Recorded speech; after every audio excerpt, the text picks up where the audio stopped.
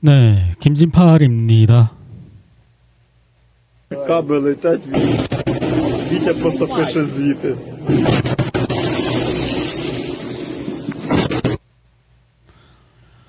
네, 활공 유도 시스템에서 발사된 파브가 우크라이나군 진지를 타격하는 영상은 온라인에 많이 있지만 우크라이나 측에서 폭격을 받는 영상은 상대적으로 적습니다. 이 영상은 특히 중형 공중 폭탄의 투하 장면을 자세히 보여줍니다. 저도 이것까지 한 3번밖에 못 본 것 같아요. 실제로 우크라이나군이 올린 영상. 근데 첫 번째 본 건 아브디프카.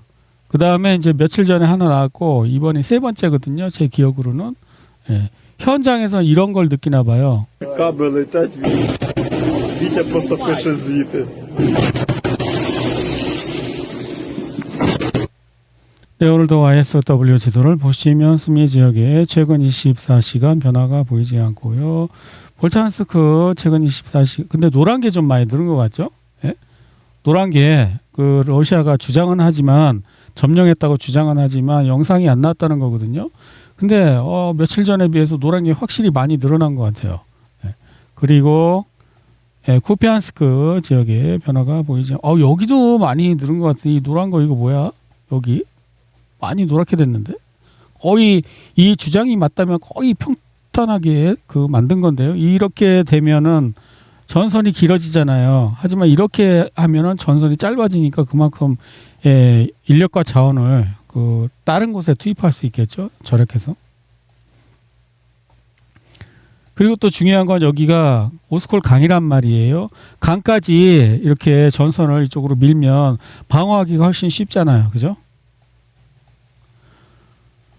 네, 그리고 그 밑으로 또 내려가면 크라스나리만 지역에 최근 24시간 변화가 보이지 않고 그리고 밑으로 내려가서 네, 슬라벤스크, 크라마토르스크 네, 여기 콘스탄티노프카도 역시 변화가 보이지.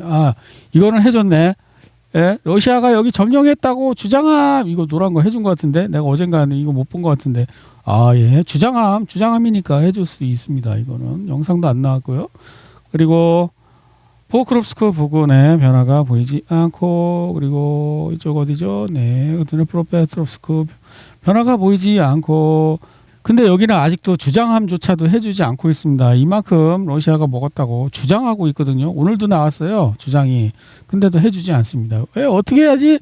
야 여기 우크라이나가 되찾았다고 파랗게 칠해줬는데 야 여기 러시아가 깃발 이렇게 막 들고 나타났어. 야 이거 어떡하지?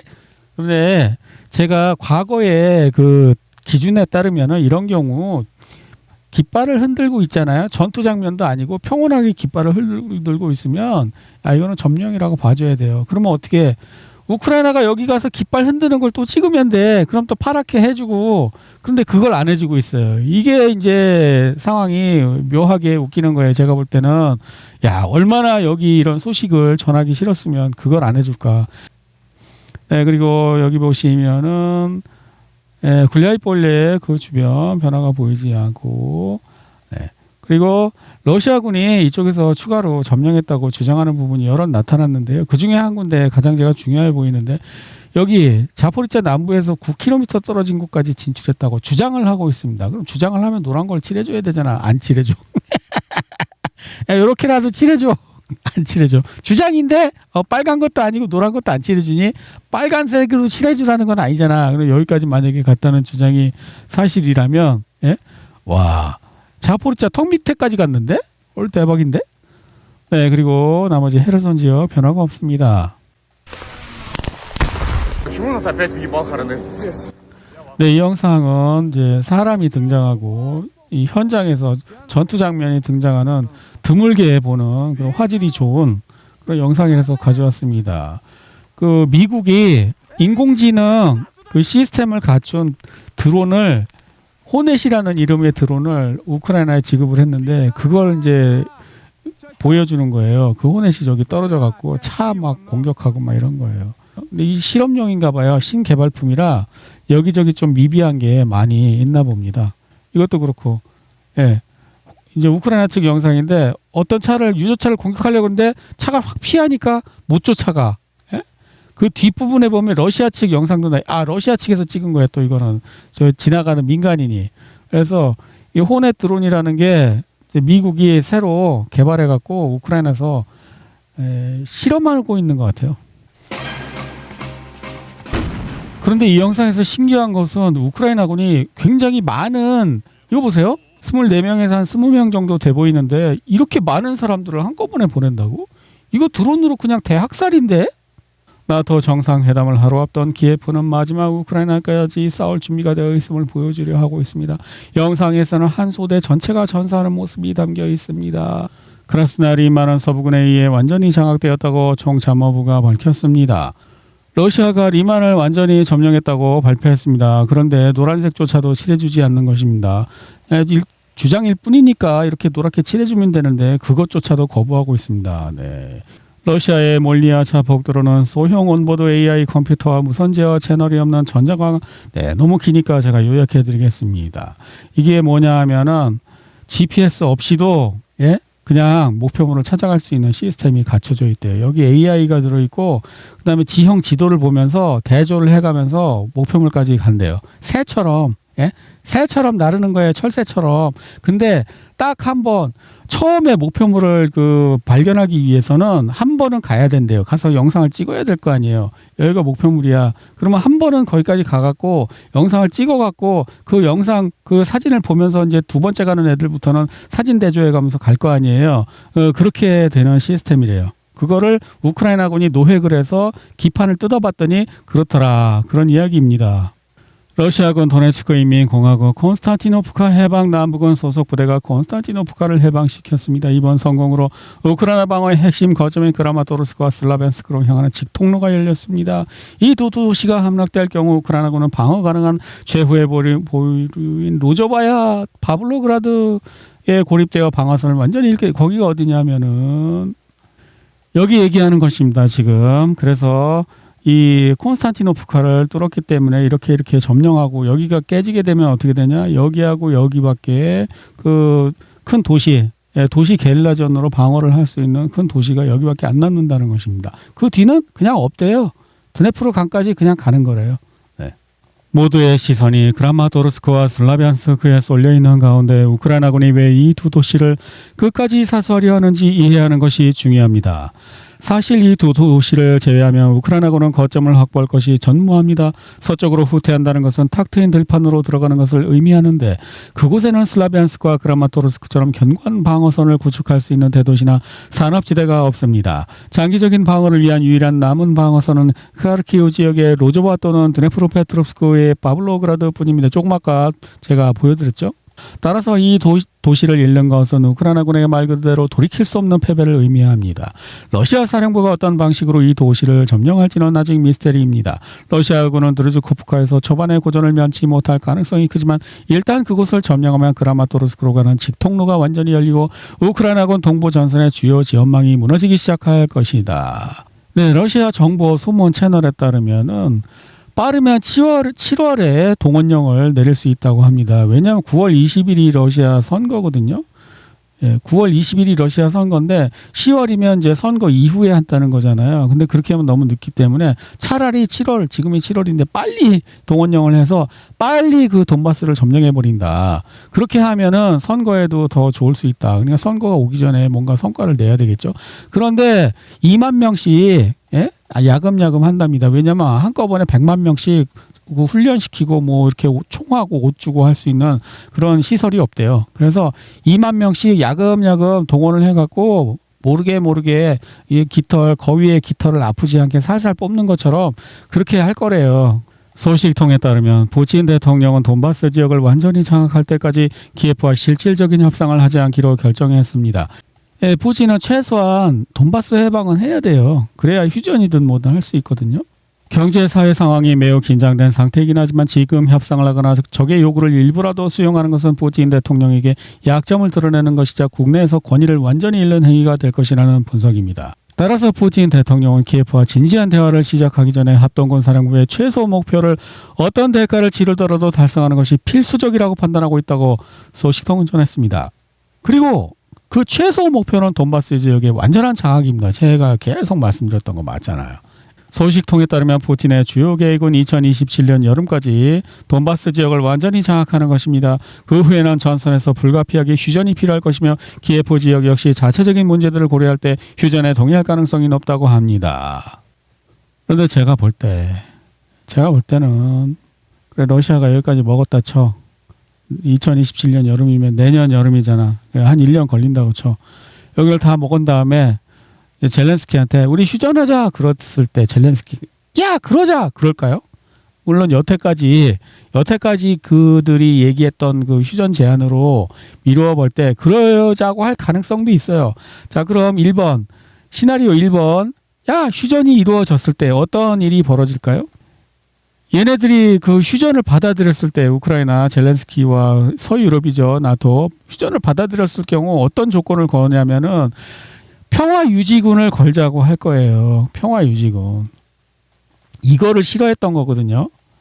푸틴은 이 우크라이나에 평화 유지군이 들어오는 걸 싫어했어요. 왜냐하면 평화 유지군이 일단 명목으로 들어와서 우크라이나에 진주한 다음에 다시 걔네들이 전쟁을 다시 시작하면 뭐예요?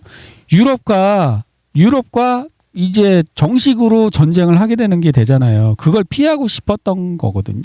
그런데 이번에 야 여기까지 우리가 먹었으니까 휴전하자. 자 2027년 여름까지 여기를 먹고 그 다음에 휴전을 제안했어.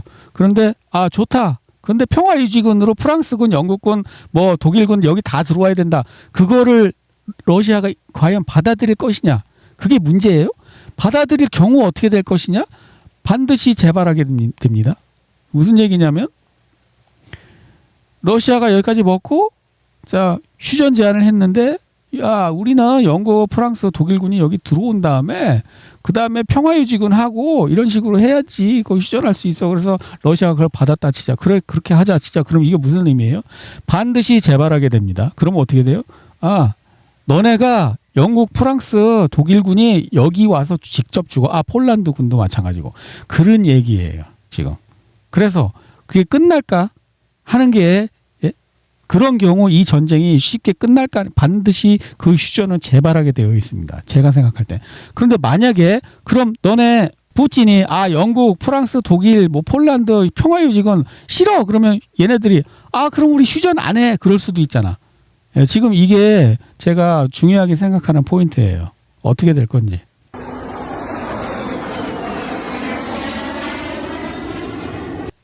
네, 이거 우크라이나가 만들었다는 플라밍고 미사일이 날아가는 그 광경과 소리입니다. 근데 그렇게 빠르지는 않아 보이는데요. 일부 보도에 따르면 우크라이나군은 야간 새벽 공격 동안 플라밍고 순항 미사일 8발을 사용했으며 모두 요격되었다고 합니다. 하지만 이 미사일들은 요격되기 전까지 상당한 거리를 비행했습니다. 그 일설에 따르면 러시아가 이 최전방에 가까운 지역에 있는 그 주유소를 다 뽀개고 있잖아요. 그것이 그 우크라이나군이 트럭 있지 않습니까? 트럭에다 미사일을 넣어갖고 이쪽 가까이 와서 쏜다는 거예요. 그러면 그 트럭이 움직이려면 고속도로에 그 주유소에서 기름을 넣을 거 아니에요. 그래서 그 고속도로를 다 뽀개고 있다는 거거든요. 근데 고속도로에 이제 그 기름이 다 뽀개졌어. 그러면 어떻게 돼? 주유소가. 그러면 이제 후방으로 뭐 어디까지 밀려났을지 모르겠지만 지난번보다 훨씬 후방에서 발사해야 되잖아요. 그러면 어떻게 러시아 측은 그거를 탐지할 수 있는 그 기회가 많아지잖아. 예, 그런 것과 격추율이 상관관계가 있을 수 있다. 그러한 이야기도 있습니다. 우크라이나 드론의 대규모 러시아 방공망 공격 389대 요격. 그리고 러시아의 이제 요격률이 높아진 이유는 새로운 이제 장비가 있는데 이 러시아 그 비행기에다가 뭘 달았냐면은 열화상 카메라. 전자광학 포드라는 게 열화상 카메라라는 거예요. 그러니까 전파로 하는 것도 있지만 열화상 카메라로 날라오는 거 보면서 맞추는 그런 것도 있대요. 그러면 얘는 무한정 하늘에 떠 있을 수 있는 게 아니잖아요. 예? 무한정 하늘에 떠 있을 수 있는 그런 게 아니잖아요. 연료가 다르면 또 내려가야 되잖아요. 그럼 무슨 얘기예요? 멀리 있을 때 플라밍고가 멀리서 날라올 때 레이더로 잡고 그런 다음에 야 출격해 그런 다음에 격추시켰다 이런 시스템인 거 아니에요. 그러면 국경지대에서 멀리 떨어져 있을수록 탐지를 빨리 할수록 좋다는 거죠. 그죠? 크하르코프 시장 테레호프는 한 기업에 대한 공격으로 최소 13대의 트럭이 파괴되었다고. 트럭을 왜 파괴할까요? 우크라이나군이 지난번에 영상에다 올렸거든. 트럭에다가 이란에서 배워갖고 트럭에다가 거기 저 뒤에 컨테이너에다가 미사일 숨겨갖고 확 쏘는 걸 올렸거든. 그러니까 트럭은 이제 정당한 공격 목표가 된 거예요. 그리고 그 트럭이 움직이려면 주유소가 있으니까 주유소도 정당한 공격 목표고. 그러죠. Ребята, заправляйтесь в Днепре, ибо по дороге в Харьков нет ни одной целой заправки. Вы нигде не заправитесь. Я только что проехал. 우크라이나인들이 소셜미디어에 올린 글에 따르면 드네프로페트롭스크에서 카르키우로 가는 도로에는 제대로 된 주유소가 하나도 남아있지 않다고 합니다. 이 영상을 올린 사람은 여행 전날 미리 주의할 것을 권고하고 있습니다. 드네프로페트롭스크 경계선에서 카르키우 여기까지 길에 주유소가 다 박살났답니다. 예, 다 박살났대요. 여기서부터라고 치면 또 이만큼 되겠죠. 예, 도로망이 이렇게도 있고 이렇게도 있고 아마 이 도로 말하는 걸 거예요. 두꺼운 걸 보니까. 그러니까 이 도로상에 있는 모든 주유소를 다 박살낸 거예요. 예, 이제 못 가는 거예요. 우크라이나가 대량의 몇백 대의 공격을 했는데 최소한 몇십 건의 영상은 나와야 되지 않습니까? 예, 그런 것이 그렇게 충분한 숫자가 나오지 않는다면은 그거는 러시아 측이 그 방어에 지금 성공적이다. 이 주유소 폭파 작전이 성공적이라고 평가할 수도 있을 것 같습니다. 현재 슬라반스크와 크라마토르스크에서는 도시 전체가 아닌 17세 미만 어린이와 여성만을 대상으로 특정 거리의 주민들에게만 대피 명령이 내려졌습니다. 이는 자녀가 없는 성인 가족과 노인은 대피 대상에서 제외된다는 것을 의미합니다. 젤렌스키 대통령이 수미를 비우지 않은 이유를 도시가 비어있으면 점령하기 쉽다라고 정당화했던 것을 떠올려 봅시다. 그는 사실상 민간인을 방패로 삼는 것을 인정한 셈입니다. 젤렌스키 나르코피에라는 콘스탄티노프카가 우크라이나군의 통제하에 있다고 주장하며 자신의 텔레그램에 다음과 같은 성명을 발표했습니다. 야, 콘스탄티노프가 점령당했으면 푸틴 거기 와봐봐. 거기서 만나자. 뭐 그런 얘기예요. 그러지 말고 너네가 거기다가 그 깃발을 개양해봐. 그러면 되지. 뭘 굳이 바빠 죽겠는데 거기까지 가라 그러냐. 어? 너네 군인들 보내갖고 콘스탄티노프가 심장 시내에서 깃발 흔들면서 영상 찍으라고 하면 끝나는 거 아님? 크렘린궁은 젤렌스키 대통령이 콘스탄티노프카에서 푸틴 대통령을 만날 준비가 되어 있다는 발언에 대해 다음과 같이 반응했습니다. 모스크바로 와. 수도는 모스크바니까 콘스탄티노프카는 러시아의 수도가 아니야. 그렇게 또 이야기했습니다. Чем больше ударов будет противник пытаться 적군이 러시아 내 민간인 목표물을 공격하려는 시도가 많아질수록 인접 지역에 더 넓은 안전지대를 설정해야 할 것입니다. 푸틴. 그리고 제가 아까 잠깐 말씀 안 드린 거 하나 있는데 예를 들어서 2027년 여름까지 여기를 먹었다 칩시다. 예? 그런 다음 여기를 갔죠. 가만히 있겠어요? 전쟁에 승리를 했는데 여기서 딱 멈출게 그리고 가만히 있겠어요? 파죽지세로 여기까지 밀고 나갈걸요? 그리고 사실 1년만 복무하기로 했어도 야 우리 여기서 이겼는데 한 김에 더 가자 그런 마음이 생길 수도 있어요. 군대는. 그러면 이 승리의 그 여세를 몰아서 또 여기 가겠죠? 여기서 이제 폭파되면 어떻게 돼? 드네프로강까지 가는 거예요. 예.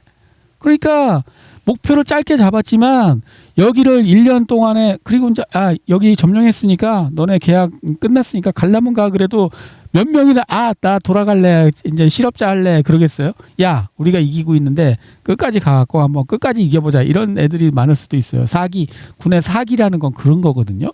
그래갖고 아마 여기를 1년 안에 먹는다면 그 여세를 몰아서 여기도 갈 것이고 그러면 최소한 제가 볼 때는 이 정도는 갈 것 같아요. 최소한이 이 정도예요. 이 정도 라인에서 이제 더 뭐 가려면 이 정도는 갈 수 있죠. 그리고 이렇게 이제 드네프로강을 이렇게 한 다음에 어떻게 해요? 아니면 휴전을 하자 그런 다음에 어떻게 해요?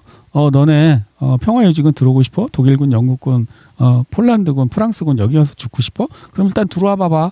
그렇게 한 다음에 최소한도의 예를 들면은 이런 식으로 할 수 있죠. 어떻게 하냐면 일단 여기까지 가는 거예요. 그다음에 이렇게 드네프로강을 이렇게 전선을 만드는 거죠. 여기는 강이기 때문에 이제 힘들어요. 이 헤르손에 거의 변화가 없잖아요. 강이니까. 그러면 실질적인 치열한 전투 장소는 여기가 될 거예요. 그리고 이제 이렇게 되겠죠. 이렇게 되면 어떻게 되느냐? 러시아는 가까워요. 보급 라인이. 예, 바로 자기 영토 내에서 국경에서 싸우는 거잖아요. 근데 독일군, 영국군, 프랑스군, 폴란드군은 멀리 와야 되잖아. 그러면 전선을 여기로 딱 고정을 한 다음에 휴전이 깨진 경우에 너네가 여기까지 와서 죽어 이런 상황을 만들 수 있어요. 러시아가 땅을 많이 먹는 게 왜 그렇게 안 좋은 거냐면 땅이 많으면 관리해야 될 그 사람들이 많아지잖아. 후방에서 계속 사보타지하고 테러하고 그러면 그거 관리할 또 치안 인력이 필요하잖아. 그러니까 땅을 많이 안 먹고 딱 요만큼만 먹는 게 좋단 말이에요. 필요한 만큼만. 근데 상황 봐가면서 어쩔 수 없을 땐 더 많이 먹을 수. 그러니까 많이 먹는 걸 좋아하는 게 아니란 말이에요. 어쩔 수 없이 많이 먹어야 하면 어쩔 수 없지. 이런 느낌이란 말이에요. 왜?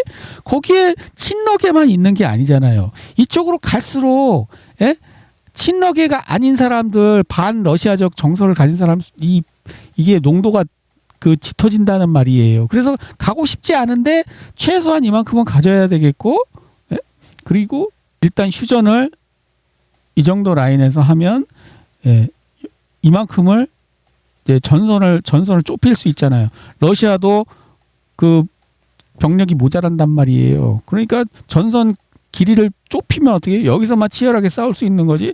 그때 프랑스군, 영국군, 독일군, 폴란드군 평화유지군 오고 싶어? 정식으로 여기서 한번 붙어볼래? 러시아가 일로 쳐들어 가는 것보다 그 유럽이 정말 러시아랑 끝까지 싸움을 하고 싶다면 그 군대가 여기까지 와서 죽는 게 러시아 입장으로서는 좋단 말입니다. 제가 볼 때는 저 같으면 작전을 그렇게 짤 것 같아요.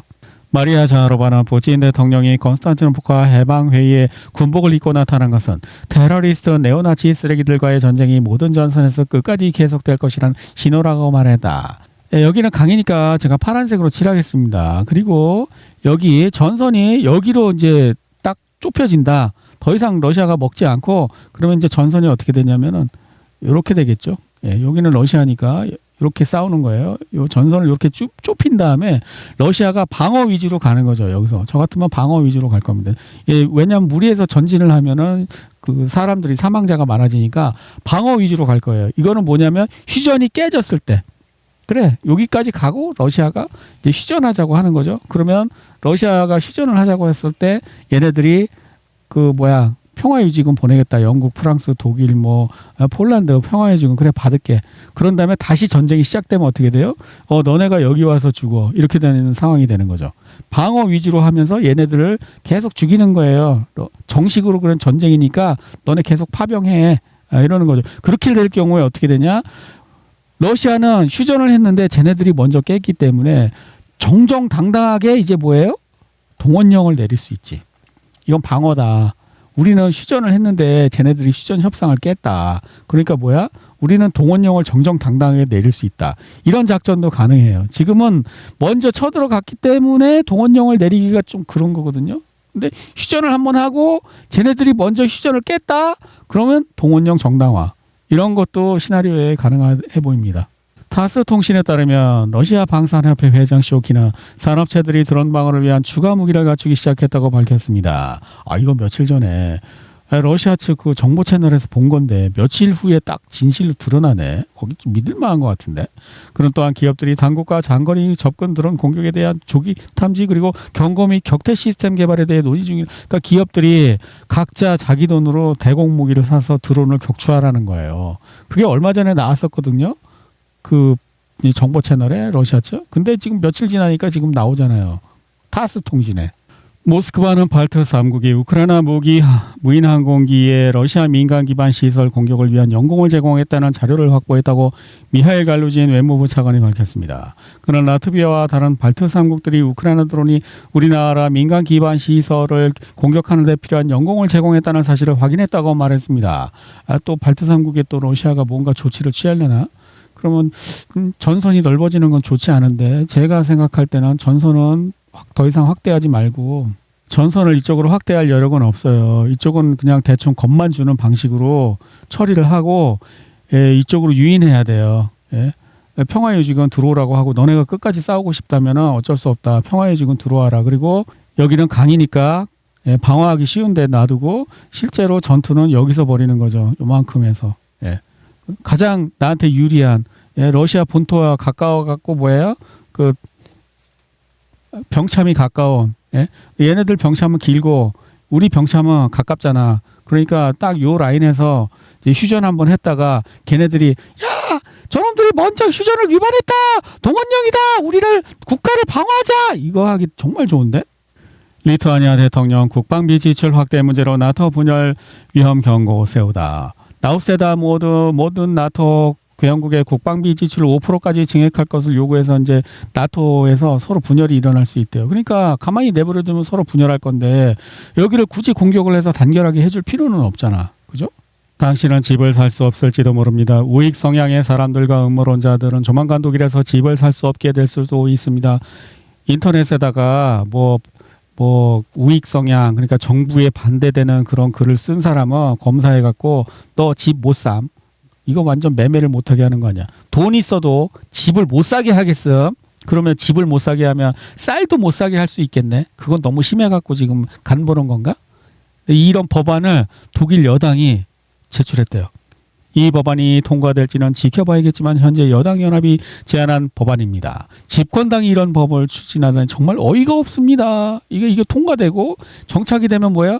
야 이제 정부에 반대하는 말을 하면 뭐 소셜미디어나 인터넷이나 동영상이나 뭐 아무거라도 정부에 반대하는 거 검색해서 내가 나오면 너 쌀도 못 삼 이렇게 할 수 있잖아. 그리고 나서 어떻게 돼? 야 너 종교 강요하겠음. 우상 숭배 강요하는 거잖아요. 종교 강요. 짐승의 편은 종교 강요라고 제가 항상 말씀드리는데 종교 강요하겠음. 이 환경을 위해서 그리고 세계 평화를 위해서 종교가 있어야 돼. 일요일 날 예배드리고 QR코드 안 찍으면 쌀도 안 팔겠어. 이렇게 할 수 있잖아 지금. 이거 준비하고 있는데 예? 조금씩 야금야금 준비하고 있잖아요. 저는 코로나도 그거 연습이라고 생각했거든요.